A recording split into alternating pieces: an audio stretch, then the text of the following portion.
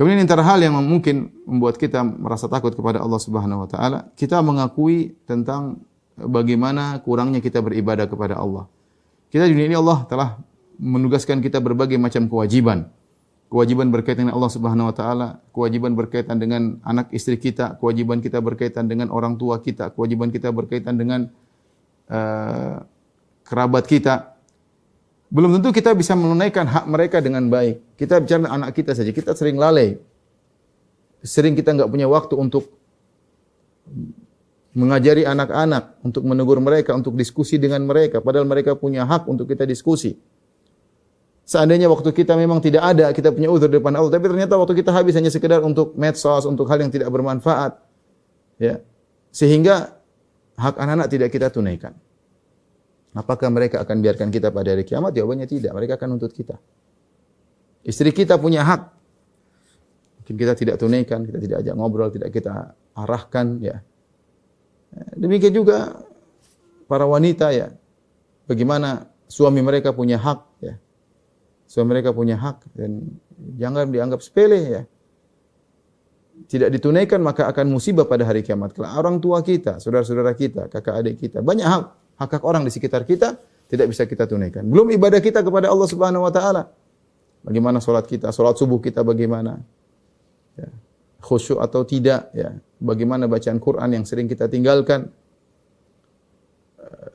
Dan banyak hal, ya. Banyak hal. Jadi ibadah kita saja bermasalah pada Allah Subhanahu wa taala, ya.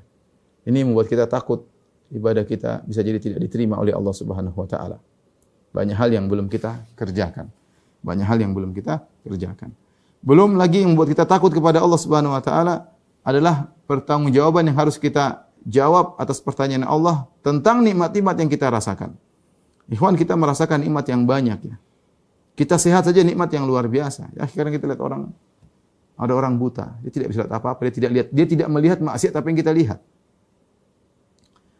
Matanya buta, dia enggak bisa lihat apa. Dia tidak lihat medsos seperti kita. Dia tidak melihat aurat wanita seperti kita, ya. Kita, ya, diberi nikmat mata, kita gunakan untuk melihat yang haram. Diberikan nikmat telinga untuk digunakan mendengar hal yang haram, ya. Diberikan nikmat lisan bukannya untuk berzikir kepada Allah, untuk baca Quran, untuk ngomong yang seenaknya, ya. Komentar sana, komentar sini. Belum lagi kita nikmat-nikmat yang, ya, rumah, kemudian harta, ya. Ini semua akan ditanya. Tsumma la tus'alunna yauma idzin 'anil na'im. Sungguhnya kalian benar-benar akan ditanya tentang nikmat yang Allah berikan kepada kalian, dan ini pasti, ikhwan, pasti. Ya. Antum harus siap menjawab semua nikmat yang Allah berikan kepada antum. Semua yang antum miliki akan ditanya oleh Allah dengan detail, Ini pun kita tidak tahu kita bisa jawab atau tidak.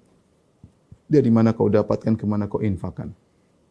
Tidak mudah menjawab tentang nikmat-nikmat yang Allah berikan kepada kita. Ya. Tentang umur kita, waktu kita. An umrihi fima afnah. Ditanya, di antara yang ditanya kepada hamba adalah tentang umurnya, kemana dia habiskan. Ya. Kesehatannya akan ditanya, waktu luangnya akan ditanya oleh Allah Subhanahu wa taala. Harta, waktu luang, kesehatan ditanya kemana dia habiskan. Ini juga membuat kita takut kepada Allah. Betapa banyak hal yang tidak bisa kita jawab pada hari kiamat kelak, ya. Terutama orang-orang yang memiliki harta yang banyak, ya. Maka waspada. Anda akan ditanya oleh Allah Subhanahu wa taala. Anda semakin banyak usaha, semakin banyak pemasukan, semakin banyak anak buah, semakin banyak urusan, semakin banyak pertanyaan nanti pada hari kiamat. Kalau Anda bisa jawab, alhamdulillah. Tapi pastikan Anda bisa jawab. Pastikan.